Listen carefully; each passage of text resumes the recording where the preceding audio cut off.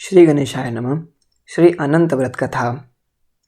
सूत जी ने शौनक आदि ऋषियों से कहा, पूर्व समय में माँ गंगा के तट पर धर्मराज युधिष्ठिर महाराज ने जरासंध के वध के लिए राजसूय यज्ञ आरंभ किया। युधिष्ठिर ने भगवान श्री कृष्णचंद्र के सहित भीमसेन, अर्जुन आदि भाइयों के साथ अनेक रत्नों से शोभित मोती जड़ी हुई स्वर्ग के तुल्य बड़ी विशाल यज्ञशाला बनवाई और उसके लिए सब राजाओं को अनेक प्रकार से जीत कर ले आए। एक समय गांधारी और राजा धृतराष्ट्र का पुत्र जो दुर्योधन नाम से विख्यात था, वह उस यज्ञशाला में आकर प्रांगण में जल की प्रतिमा देखकर वस्त्र को ऊंचा कर उस जगह धीरे धीरे चलने लगा। यह देखकर द्रौपदी आदि स्त्रियां हंसने लगी और दुर्योधन आगे जल को भूमि जानकर उसमें गिर गया। यह देख सब राजा लोग तथा तपरूप धन वाले ऋषिगण और द्रौपदी आदि सुंदर नेत्र वाली स्त्रियां भी हंसने लगी। यह देखकर महाराजा धीराज दुर्योधन अत्यंत क्रोधित होकर अपने मामा शकुनी के साथ अपने राज्य में जाने के लिए उद्यत हुए। उस समय शकुनी ने अत्यंत मधुर वचन कहा कि हे राजन, आगे बहुत कार्य करने हैं, इसलिए आप महाक्रोध का त्याग करें। हे राजेंद्र, यज्ञशाला से अपने घर चलने के लिए उठिए।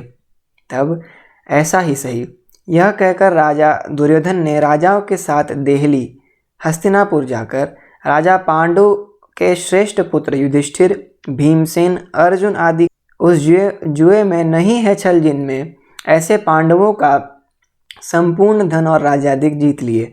तदनंतर भ्राताओं के सहित युधिष्ठिर महान विपत्तियों को प्राप्त हो जंगलों के बीच वंचर जो भिल्लादिक हैं उनके सदृश रहने लगे। पांडवों के इस समाचार को सुनकर श्री कृष्ण वहां गए। सूत जी ने शौनक आदि ऋषियों से कहा कि दुख से अत्यंत दुर्बल पांडव लोग वन में रहते थे। महात्मा श्री कृष्णचंद्र को देखकर क्रम से पूजनादिक और प्रणाम कर राजा युधिष्ठिर बोले, हे प्रभु, भाइयों सहित हमको यह दारुण दुख प्राप्त हुआ है। इस दुख रूपी सागर से हम कैसे छुटकारा पाएंगे, सो कहिए। हम कौन से उत्तम देवता का पूजन करें अथवा कौन सा व्रत करें जिससे हमको राज्य मिले? हमारा हित तो आप ही की कृपा से होगा। ऐसा सुनकर श्री कृष्ण भगवान बोले, हे युधिष्ठिर, पुरुषों और स्त्रियों के समस्त पापों को नष्ट करने वाला अत्यंत उत्तम एक अनंत नामक व्रत है जो भाद्रपद मास के शुक्ल पक्ष की चतुर्दशी तिथि को होता है। उस व्रत के अनुष्ठान मात्र से संपूर्ण पापों का नाश हो जाता है। ऐसा सुनकर राजा युधिष्ठिर ने कहा कि हे वासुदेव, आपने जो अनंत व्रत कहा सो क्या शेषनाग का अथवा अनंत नाम के नक्षत्र का व्रत है या अनंत परम ब्रह्म का यह व्रत है? हे केशव, यह अनंत किस देवता का नाम है, सो सत्य सत्य कहिए। ऐसा सुनकर श्री कृष्ण भगवान बोले, हे धर्मराज, अनंत हमारा ही नाम है, इसे हमारा ही स्वरूप जानो।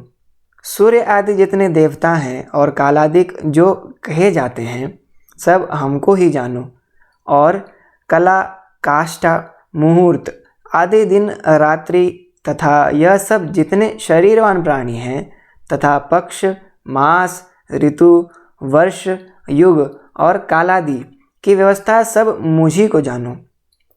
यह जो मैंने कालादि कहा है वह इस अनंत नाम से प्रसिद्ध है। वही मैं भूमि का भार अल्प करने के लिए इस समय कृष्ण नाम से अवतरित हूँ।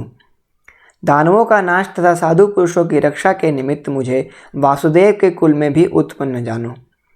आदि अनंत मध्य जिसका नहीं है ऐसे कृष्ण, विष्णु, शिव, वैकुंठ, सूर्य, चंद्र, सर्वत्र व्याप्त ईश्वर मुझको जानो। हे युधिष्ठिर, नहीं है उत्तम जिससे ऐसा विश्वरूप जो योगी लोगों से ध्यान किया गया वह संपूर्ण रूप वाले अनंत हम ही हैं, जिससे 14 इंद्र, 8 वसु, 12 सूर्य, 11 रुद्र, 7 ऋषि, 7 समुद्र तथा वृक्षादि सहित संपूर्ण पर्वत हम ही को जानो, और 27 नक्षत्र, 10 दिशाएं, पृथ्वी, 7 पाताल तथा भूर्भुवादिक 7 स्वर्ग, यह सब हम ही हैं। इस विषय में कुछ भी संदेह न करो। ऐसा वचन सुनकर राजा युधिष्ठिर बोले, हे सर्वव्यापी भगवान, अनंत व्रत का महात्म्य तथा विधि कहिए। अनंत व्रत का अनुष्ठान करने वाले प्राणी को क्या पुण्य और क्या फल मिलता है वह भी कहिए। पूर्व काल में यह अनंत व्रत किसने किया और मर्त्य लोक में किसने प्रकाशित किया, यह सब विस्तार पूर्वक हमसे कहिए। युधिष्ठिर का ऐसा वचन सुनकर भगवान श्री कृष्ण बोले, सत्ययुग में सुमंत नाम का एक ब्राह्मण था। उसने वशिष्ठ गोत्र में उत्पन्न सुंदर दीक्षा नाम की भृगु ऋषि कन्या के साथ वेदोक्त विधि से विवाह किया। हे राजन, दीक्षा नाम की स्त्री से समय पाकर अनेक सुंदर लक्षणों से युक्त एक कन्या उत्पन्न हुई। वह शीला नाम की अत्यंत सुशीला कन्या पिता के घर बढ़ने लगी। उसकी पतिव्रता माता कालज्वर के दाह से दुखी हो और नदी के जल में प्राण त्याग कर स्वर्ग को चली गई। तदनंतर उस सुमंतु नामक ब्राह्मण ने एक दुशीला नाम की कन्या से विधि विधान पूर्वक विवाह किया। वह स्त्री नाम के ही सदृश दुष्ट स्वभाव, कर्कश वचन बोलने वाली और बड़ी प्रचंड थी। वह शीला नाम की कन्या पिता के घर गृहकार करने में बड़ी चतुर थी। वह आंगन, बाहर, दरवाजे के ऊपर और देहली के ऊपर स्वस्तिक, शंख, कमल के नीले, सफ़ेद और काले अनेक प्रकार के चिन्हों को लिखकर देखा करती थी। इसके अनंतर इसी तरह बहुत दिन बीतने पर कौमारावस्था में प्राप्त वह शीला पिता के घर में बड़ी मंगल देने वाली हुई। उसको देखकर पिता सोचने लगे कि हम यह कन्या पृथ्वी में किस गुणवान वर को दें। ऐसा विचार कर वे दुखी हुए। उस समय उत्तम वेदांग जानने वाले कौंडिन्य नाम के मुनि कन्या के लिए आए। वे बोले कि तुम्हारी गुणयुक्ता कन्या से मैं विवाह करना चाहता हूँ। ऐसा सुनकर पिता ने शुभ दिन में ब्राह्मणों में इंद्र तुल्य कौंडिन्य मुनि को अपनी कन्या दे दी। श्री कृष्ण जी ने कहा, हे धर्मराज, सुमंत ने वेद विधि से उसका विवाह कर दिया।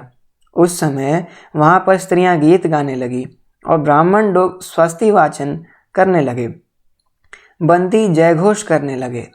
इस प्रकार विवाह कर सुमंतु ब्राह्मण अपनी कर्कशा स्त्री से बोला, दामाद के संतोष के लिए कुछ द्रव्यादिक दहेज में देना चाहिए। ऐसा सुनकर वह कर्कशा क्रोध से घर की शोभा बिगाड़ कर संपूर्ण द्रव्यादिक पेटी में अच्छी तरह बांधकर दामाद से बोली कि आप अपने घर जाइए, हमारे घर में कुछ भी द्रव्य नहीं है। यदि विश्वास न हो तो देख लीजिए। श्री कृष्ण जी ने कहा, हे पार्थ, ऐसा सुनकर वे मुनि उदास हुए और वह कन्या भोजन से बचे हुए अन्नादिक को मार्ग में खर्च करती गई। कौंडिन्य मुनि भी उस सुमंत की कन्या शीला को बैलगाड़ी पर बैठाकर शनै शनै चलने लगे।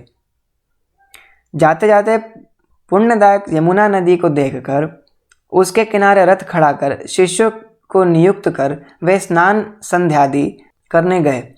मध्याह्न के समय भोजन का समय जानकर रथ से उतर नदी के किनारे उस शीला ने लाल वस्त्र पहने हुए स्त्रियों के समूह को चतुर्दशी के दिन श्री जनार्दन भगवान का पूजन करते हुए देख उनके पास जा उन स्त्रियों से शीला धीरे से पूछने लगी, तुम लोग यह क्या कर रही हो? इस व्रत का क्या नाम है? ऐसा सुनकर शील ही श्रृंगार जिसका, ऐसी उस शीला से वे स्त्रियां बोली, यह अनंत का व्रत है, हम अनंत भगवान को ही पूजते हैं। ऐसा सुनकर शीला बोली कि मैं भी यह उत्तम व्रत करूंगी। इस अनंत व्रत की क्या विधि है और यह व्रत किस प्रकार का है? इसमें क्या दान होता है? कौन देवता पूजे जाते हैं? सो मुझसे कहो। ऐसा सुनकर वे स्त्रियां बोली कि हे शीले, उत्तम अन्न की प्रस्थ मात्र एक सेर लेकर मालपुआ आदि पकवान बनाकर आधा ब्राह्मण को देवें और आधा स्वयं भोजन करें। फिर कृपणता न करते हुए शक्ति के अनुसार दक्षिणा देवें और यह व्रत नदी के तीर पर करें और भगवान हरि की कथा सुने। कुशा के शेषनाग को बनाकर बांस के पात्र में रखकर फिर स्नान कराकर मंडप के भीतर भगवान का सविधि पूजन करें। चंदन, पुष्प, धूप, दीप और अनेक प्रकार के नैवेद्य आदि मिष्ठान सहित रखें। उनके आगे मजबूत सूत का डोरा केसर रंग का 14 गांठ देकर बाएं हाथ में बांधें। प्रथम यह स्मरण करें कि हे वासुदेव, नहीं अंत जिसका, ऐसे संसार रूपी महासागर में डूबे हुए मेरी अच्छी तरह उद्धार करो और अपने अनंत रूप में लीन करो। हे सूत्र रूपी अनंत भगवान, आपको बारंबार नमस्कार है। ऐसा स्मरण कर सूत्र रूपी अनंत भगवान को बाएं हाथ में बांधकर स्वस्थ चित्त हो भोजन करें। संसार रूपी अनंत नारायण भगवान का ध्यान तथा भोजन कर अपने घर जाएं। हे भद्रे, यह व्रत तुमसे कहा। भगवान श्री कृष्ण युधिष्ठिर से बोले, हे राजेंद्र, प्रसन्नचित्त से ऐसा व्रत विधान सुनकर वह शीला भी सुंदर डोरे को हाथ में बांध व्रत करने लगी। जैसे 14 गांठ देकर बाएं हाथ में बांधना कहा है, वैसे बांधकर अपने भोजन का आधा ब्राह्मण को दे, अवशिष्ट स्वयं खाकर फिर प्रसन्न हो पति के साथ बैलगाड़ी द्वारा अपने घर को गई। तब से उसका शुभ शकुनों पर विश्वास हो गया। यह अनंत व्रत करने से गोधन और धन धान्य आदि से भरपूर घर हो गया। वह सोने में ग्रथित माणिक्य और मोतियों के हारों से भूषित और अतिथि पूजन में सर्वदा व्याकुल रहती थी। सुख से रहकर वह मणियुक्त करधनी तथा मोतियों की मालाओं से अलंकृत घर में पति के साथ उत्तम वस्त्र पहन सावित्री के समान शोभित होने लगी। किसी समय पति ने बैठी हुई शीला के हाथ में बांधा सुंदर डोरा देखा और शीला से बोला कि हे शीले, डोरा क्या तूने मुझे वश में करने के लिए बांधा है? इसका कारण कहो। ऐसा सुनकर वह शीला बोली कि जिसके प्रसाद से संपूर्ण धन धान्य संपदा मनुष्य को मिलती है, वह यह अनंत हमने धारण किया है।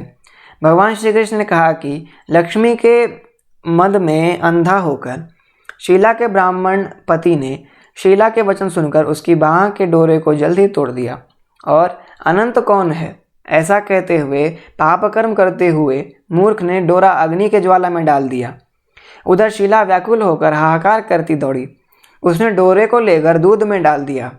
इस पाप कर्म से उसकी वह लक्ष्मी नष्ट होने लगी। गौ आदि चोर ले गए, घर में आग लग गई, सब धन नष्ट हो गया। जो जिस तरह से धन आया था उसी तरह फिर चला गया। इस तरह कुटुंब में भी कलह होने लगा, भाइयों से लड़ाई होने लगी। अनंत को फेंकने के पाप से घर में दरिद्रता घुस गई। भगवान श्री कृष्ण ने कहा कि हे युधिष्ठिर, उसके साथ संसार में कोई भी बातचीत नहीं करता था। वह शरीर से अति संतप्त हो गया और मन से भी दुखी रहता था। बड़े भारी दुख को पाकर कौंडिन्य मुनि ने अपनी पत्नी शीला से कहा, हे शीले, एकाएक उत्पन्न इस शोक के कारण मैं दुखी हो गया और मेरा संपूर्ण धन नष्ट हो गया। स्वजनों से कलह होता है और मुझसे कोई बात नहीं करता है। शरीर में नित्य ज्वर आदि ताप रहते हैं। चित्त में बड़ा ही खेद होता है। इसका क्या कारण है? तुम जानती हो तो कहो। क्या उपाय है जिससे मेरा भाग्य अच्छा हो? ऐसा सुनकर शील ही है आभूषण जिसका, ऐसे सुंदर स्वभाव वाली शीला पति से बोली कि अनंत फेंकने के पाप कर्म से यह सब हुआ है। हे महाभाग, उसके लिए उपाय करें, तब फिर सब ठीक हो जाएगा। ऐसा उसके कहने से वह ब्राह्मण मन से हरि भगवान की शरण में गया। इसके अनंतर वह कौंडिन्य मुनि खेद को प्राप्त हो वन को गए। वहाँ वे उत्तम ब्राह्मण वायु का भक्षण कर तप करने की इच्छा से उस परमेश्वर का ध्यान करते हुए सोचने लगे कि जिसके प्रसाद से मुझे धनाधिक मिला और उसके अपमान करने से मैं निर्धन होकर कष्ट को प्राप्त हो गया, मुझको अतिशय सुख दुख देने वाला धनाधिक हुआ। ऐसा चिंतन करते हुए गहन वन में घूमने लगे। वहीं पर फला फूला एक आम का वृक्ष देखा। वह ऐसा था कि जिस पर एक भी पक्षी नहीं था और करोड़ों कीड़े थे। उसने आम के वृक्ष से पूछा कि कहीं अनंत भगवान को देखा हो तो हे सौम्य कहो, मेरे चित्त में अतिशय दुख है। यह सुनकर वह आम का वृक्ष बोला, हे ब्राह्मण, मैंने अनंत भगवान को नहीं देखा है। यह सुनकर वह दुखी होकर चल दिया और अनंत भगवान को कहाँ देखेंगे ऐसा विचार करता हुआ घूमने लगा। इतने में बछड़े सहित गौ को देखा जो वन के मध्य में इधर उधर दौड़ रही थी। भगवान श्री कृष्ण ने कहा कि हे पांडव, वह ब्राह्मण गौ से बोला कि तुमने अनंत भगवान को देखा हो तो बताओ। इसके बाद गौ बोली कि हे कौंडिन्य, मैं अनंत भगवान को नहीं जानती हूँ। उसके बाद आगे जाकर घास पर बैठे वृषभ को देखकर उससे पूछा कि हे गौपति, तुमने अनंत भगवान को देखा है? बैल बोला कि मैंने अनंत भगवान को नहीं देखा है। उसके बाद आगे जाकर बड़ी सुंदरी 2 पुष्करणियों को देखा। उन बावलियों का जल उसमें से इसमें और इसमें से उसमें आता जाता हुआ अनेक प्रकार का कल्लोल करता और कमल, कलहार, कुमुदनी आदि के पत्तों से युक्त होकर शोभायमान हो रहा है। भ्रमर, हंस, चकोर, बगुलादि पक्षियों से सेवित उस पापी को देख ब्राह्मण ने उन दोनों पुष्करणियों को से पूछा कि तुम लोगों ने अनंत भगवान को कहीं देखा है? यह सुनकर वे दोनों पुष्करणियाँ बोली कि हे द्विज, हमने अनंत भगवान को नहीं देखा। आगे जाकर उसी तरह एक हाथी और एक गर्दभ देखा। उन दोनों से भी ब्राह्मण ने पूछा कि क्या आप लोगों ने कहीं अनंत भगवान को देखा है? ऐसा पूछकर ब्राह्मण निराश हो उस जगह बैठ गया। हे राजन, वह कौंडिन्य जीवन से निराश हो बड़ा विकल होता हुआ बहुत गर्म ऊर्ध्व श्वास लेकर भूमि पर गिर पड़ा। फिर वह ब्राह्मण होश में आकर हे अनंत ऐसा कहते कहते उठकर चित्त में यह निश्चय करता हुआ कि अब मैं जरूर प्राण त्याग कर दूंगा। भगवान श्री कृष्ण ने कहा, हे धर्मराज, उस ब्राह्मण ने प्राण देने के लिए वृक्ष में फांसी लगा ली। उसी समय दयार्द्र हृदय अनंत भगवान भी प्रत्यक्ष हो वृद्ध ब्राह्मण का रूप धारण कर बोले कि यहाँ आओ। यह कहकर उस कौंडिन्य का हाथ पकड़कर गुफा में ले गए। उस गुफा में कौंडिन्य मुनि ने एक नगर देखा जिसमें बड़े ही स्वरूपवान स्त्री पुरुष विद्यमान थे और शुभदायक दिव्य सिंहासन पर भगवान बैठे थे, जिनके अगल बगल शंख, चक्र, गदा, पद्म और गरुड़ शोभायमान हो रहे थे। कौस्तुभ मणि धारण किए, वनमालादि अनेक प्रकार के आभूषण धारण किए हुए विश्वरूप अनंत भगवान को उस कौंडिन्य मुनि ने देखा। अतिशय प्रकाशमान रूप वाले भगवान को देखकर उनके आगे ऊंचे स्वर से बोला कि हे प्रभु, आपकी जय हो। ऐसा कहकर तथा प्रणाम कर बोला, हे नाथ, हे पुंडरीकाक्ष, हम पाप कर्म करने वाले, हमारी आत्मा पाप रूप है और हम पाप ही से उत्पन्न हैं।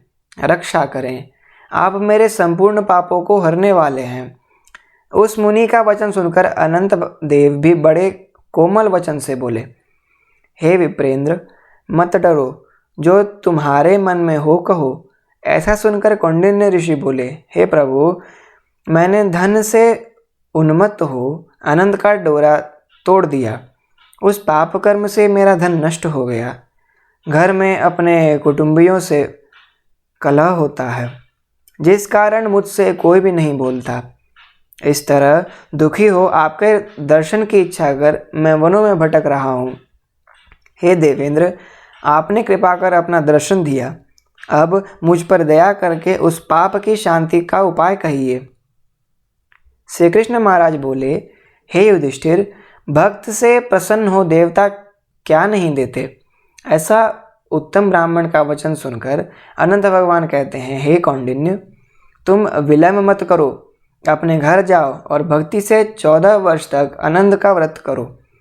इससे संपूर्ण पापों से छूटकर पुत्र पौत्र को उत्पन्न कर इच्छित भोगों को भोग उत्तम सिद्धि को प्राप्त करोगे। अंत में मेरा स्मरण कर मुझको बिना संदेह प्राप्त कर सकोगे। हम संपूर्ण लोकों के कल्याण के लिए तुमको वरदान देते हैं। यह शिला का अनंत व्रताधिक श्रेष्ठ आख्यान और कल्याण करने वाला अनंत व्रत जो प्राणी सुनकर किया करेंगे, वे शीघ्र पापों से छूटकर परम गति को प्राप्त होंगे। अनंत देव ने कहा कि हे ब्राह्मण, मेरे पास जिस मार्ग से तुम यहाँ आए हो उसी मार्ग से जल्दी से घर को जाओ।